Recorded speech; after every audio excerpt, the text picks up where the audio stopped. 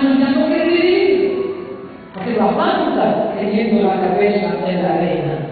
No puede aguantarse de ahí, vive superficial. Porque muere tu esposo, tu hijo está enfermo.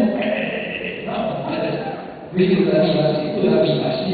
No te engañes, no te engañes. ¿Y por qué no sabemos la que quizás sepa, verdad? También me impresionó este hombre. ¿En qué sentido?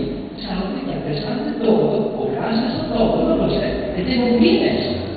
Ha ganado a todos los artistas en ayudar a los pobres. A mí eso me interesa, porque seré juzgado solo sobre esto.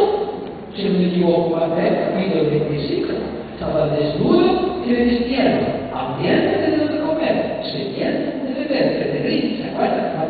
Y este hombre ha hecho mucho bien. ¿Pero cuánto tiene 40 años, 42, con el 2000, hace 9 años? Si perdí el número 9, 42. Fue como un amigo a desahogarse, donde se veía que no quería vivir. Qué cosa, ¿verdad? ¿Qué le faltaba a este joven? Papá quería ser como María, no tenía que hacer. Se hablaba de niños, si algo como sabe, comprende de mi cargar. No diga mía, cuanto más crece, más baja.